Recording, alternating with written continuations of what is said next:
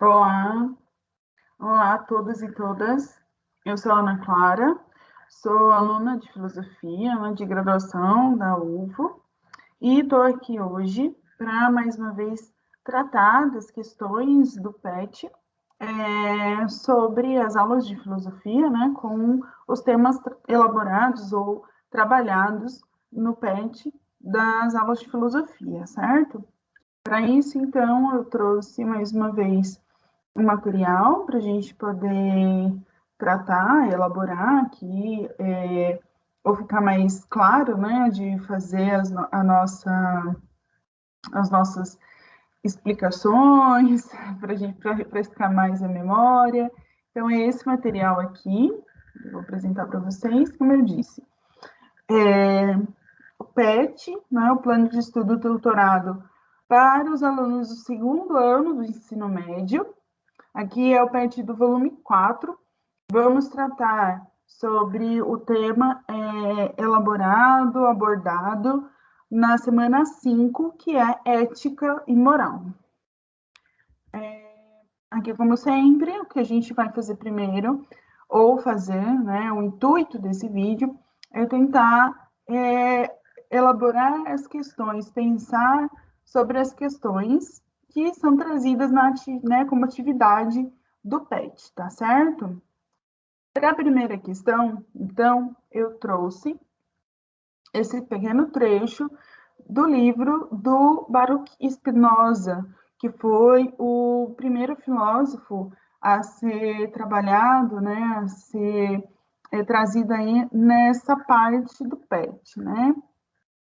Então, ele fala o seguinte: os homens enganam-se ao se julgarem livres, julgamento a que chegam apenas porque estão conscientes de suas ações, mas ignoram as causas pelas quais são determinados.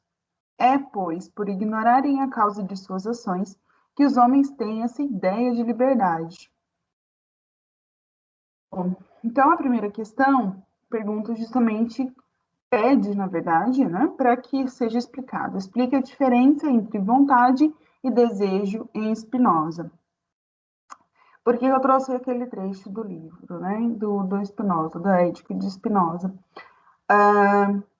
Porque a gente precisa lembrar, assim como ele disse aqui, que os homens enganam-se ao se julgarem livres, julgamento que chegam apenas porque estão conscientes, ou seja, ocorre, a gente é consciente, somos seres conscientes, racionais, tudo mais, e isso que nos diferencia de animais e tudo mais, enfim. E a gente ignora a causa das nossas ações, e por isso que a gente tem uma ideia da liberdade e não somos livres em si.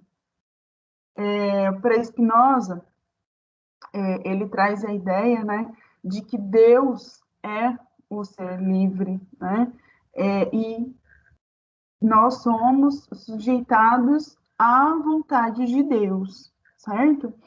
A todas as vontades, e por isso é que não somos livres.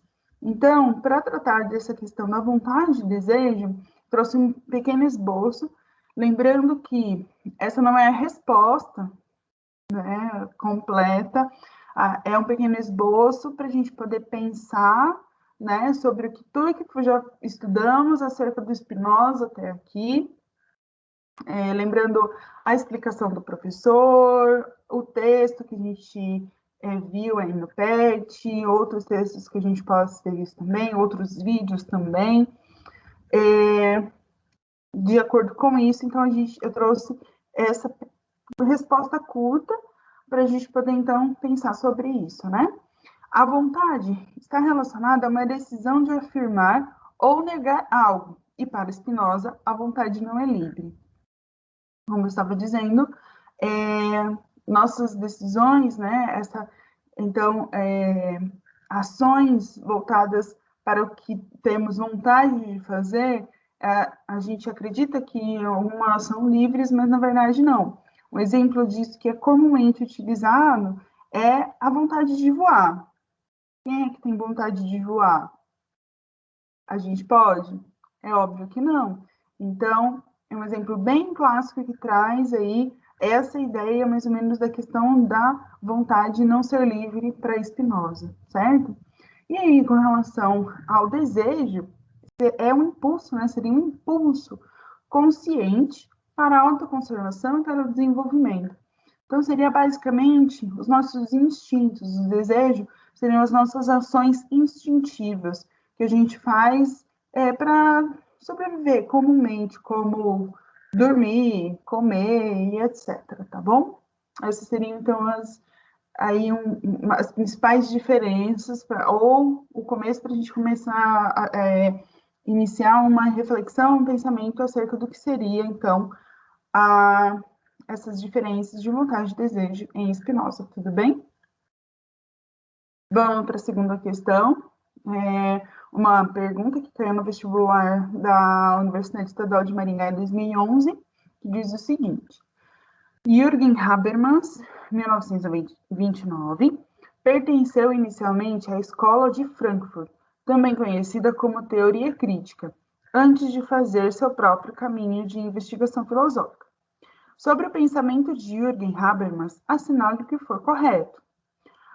A letra A.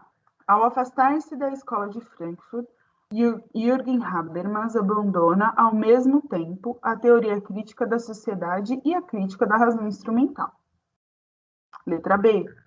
Ao contrário de Max Horkheimer, Theodor Adorno e Walter Benjamin, Jürgen Habermas continua fiel ao materialismo histórico, ou seja, à ortodoxia marxista. Letra C. A relação posta pela filosofia positivista entre o objeto da investigação científica e o sujeito que investiga é, para Jürgen Habermas, o caminho a ser adotado por uma racionalidade que deseja a emancipação humana.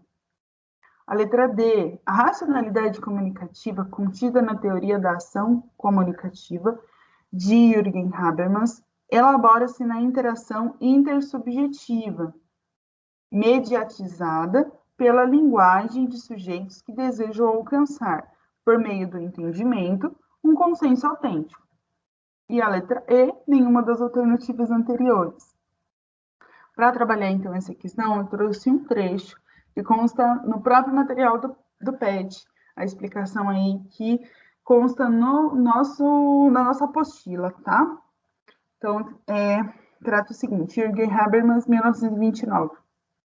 É um dos maiores intelectuais do século 20 e 21, porque ele continua vivo. Filósofo e sociólogo, com formação ligada à Escola de Frankfurt, ele tem dedicado sua vida a estudar a democracia e apresentou um modelo de ação comunicativa para que sejam desenvolvidos consensos no espaço público sem coerção física, mas pela coerção do melhor argumento. A democracia pode ser, assim, aperfeiçoada pelos processos coletivos de deliberação, que propiciam a coexistência dos diferentes e a participação de todos na produção de normas sociais. Teoria da ação comunicativa. É embasada por duas perspectivas diferentes, o materialismo histórico, de Marx, e o funcionalismo, de Max Weber, além da filosofia da linguagem da teoria da Escola de Frankfurt. A ação comunicativa, é uma complexa teoria de interpretação do mundo e da socialização. A socialização é complexa, pois é um resultado dos processos individuais que se colocam em conjunto. Assim, começa-se um processo de fundamentação da ética, que resulta das ações individuais e do convencimento das pessoas com base na comunicação. A comunicação é o mais fundamental processo humano na ótica de Habermas, pois é ela que permite a interação e a instauração de processos éticos e de socialização. A ação comunicativa é um processo de comunicação livre e racional, de extrema importância para a consolidação da democracia.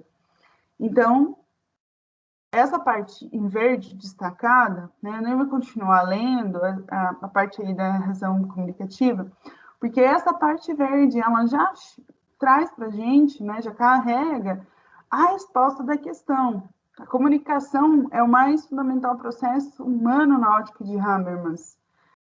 Ou seja, voltando aqui às questões, ele não se afastou da escola de Frankfurt, abandonando, assim, a teoria crítica, muito pelo contrário. Ele não continua totalmente, né, voltado para... Ele desenvolve esse materialismo histórico, essas teorias de Marx. Ele não coloca o ser, né, o sujeito investigado como objeto da investigação e etc. Não é esse o caminho também. Para Habermas, então, a resposta correta dessa questão só pode ser a racionalidade comunicativa, contida na teoria da ação comunicativa de Jürgen Habermas, elabora-se na interação intersubjetiva, né, na interação entre as pessoas de forma subjetiva, mediatizada pela linguagem de sujeitos que desejam alcançar, por meio do entendimento, através de conhecimento, de entendimento, um consenso autêntico, certo? Para a próxima questão, explique o que você entende por bioética. Mais uma vez, lembrando que não é a resposta completa, aqui eu trouxe apenas um pequeno esboço para a gente poder pensar, né, na questão e para que cada um de nós que estudamos, que vemos a explicação do professor, possamos então elaborar de forma autêntica, original, a nossa própria resposta das questões, tá bom? Então, tá aqui que a bioética é, conforme o próprio texto diz, um ramo de estudos interdisciplinar que investiga as implicações éticas em relação à utilização e manipulação da vida. Bio tem origem do grego e significa vida, e ethos, que também deriva do grego, e significa ética. Assim, bioética, de forma literal, a ética da vida, sendo, portanto, um ramo da ética voltado para questões a respeito da vida humana e animais em geral. Suas áreas de ação são principalmente a ciência, a medicina e a filosofia. Certo? Bom, então, gente, é basicamente isso, esse é o assunto, né, tratado por o PET essa semana, que eu tentei trazer aqui para vocês algumas explicações. Espero que tenha ajudado. Bons estudos para todos, tá certo? Muito obrigada. E tchau, tchau.